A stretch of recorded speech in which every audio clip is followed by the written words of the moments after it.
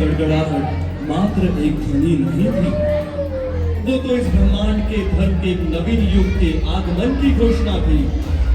उस गर्जना ने जैसे समस्त दिशाओं को झकझोर दिया और तभी उस दिव्य गर्जना को सुनकर जाग उठा शस्त्रधारी परशुराम का क्रोध। उनके शरीर से अग्नि की ज्वाला निकल रही थी, नेत्रों में प्रतिशोध की ज्वाला प्रज्वलित थी। वे उस अपराधी की खोज में आए थे जिसने उनके पूज्य गुरु के धनुष को भंग किया था। उनके आगमन से दरबार में भय की लहर दौड़ गई। राजा, राजकुमार, वीर सभी भय से कांप उठे। सांसें थम गई, वाणी मौन हो गई।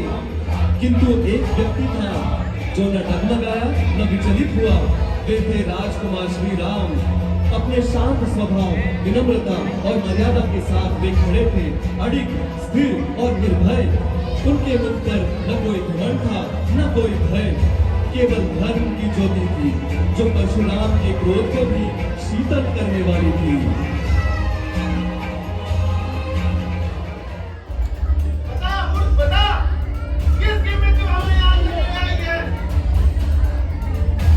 भगवान शिव के धनुष को कोई तोड़ दे, ऐसा साहस तो कोई आपका दास ही कर सकता है। ब्राह्मण देवता, आपको धनुष में अंतर दिखता होगा, परंतु हम तो क्षत्रिय हैं। धनुष्मान से खेलना हमारा नित्य कर्म है। ये बात साधारण धनुष नहीं, ये वो धनुष है जिसका प्रयोग से शंकर ने त्रिपुरासुर का वध किया था। इस मूर्ता के लिए मेरे इस वस्त्र का प्रयोग करने से मैं संकोच नहीं करूंगा। सावधान!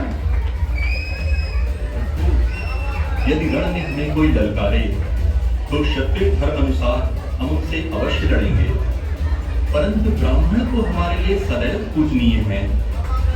भला प्रभु और सेवक मध्य कैसा युद्ध? आपसे हारने में भी हमारी जीत है। विप्र वंश की असी प्रभुताई, अभय होई जो तुम ही डराई। यह था शक्ति और शांति के मध्य का एक अद्वितीय टकराव। एक ओर था परशुराम का प्रचंड क्रोध जो अग्नि की ज्वाला बनकर उनके नेत्रों से प्रकट हो रहा था। दूसरी ओर थे श्री राम, शांत, विनम्र और धर्म में स्थित। किंतु जैसे